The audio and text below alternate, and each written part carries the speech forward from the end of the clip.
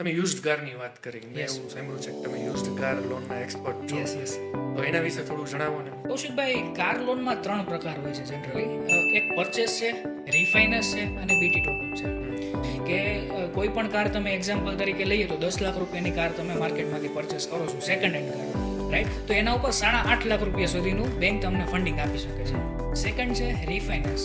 તમારી પાસે already car છે, માર્કેટમાંથી પરચેસ નથી કરતા, એના ઉપર લોન છે અથવા તો પૂરી થઈ ગઈ છે અને તમારે ક્યાંયથી ફંડની રિક્વાયરમેન્ટ આવી, તો તમે તમારી સેકન્ડ હેન્ડ કાર ઉપર પાછું રિફાઇનાન્સ કરી શકો. અને થર્ડ છે બીટી ટોપઅપ, જે અત્યારના ટ્રેન્ડમાં તમને કહું ને તો બહુ સારામાં સારી સુવિધા બેંક તમને આપે છે. બીટી ટોપઅપ વેલ્યુએશનના 180 થી 200% સુધી ફંડિંગ આપે છે. પર્સનલ લોન અથવા તો હોમ લોનની કમ્પેરમાં તમે કરો તો એમાં આઈ થિંક 1 વીકનો ટાઈમ લાગે છે, હોમ લોનમાં 10-15 દિવસનો ટાઈમ લાગી જાય છે. આ તમને 3 થી 4 દિવસમાં તમને ફંડિંગ આપી દે છે.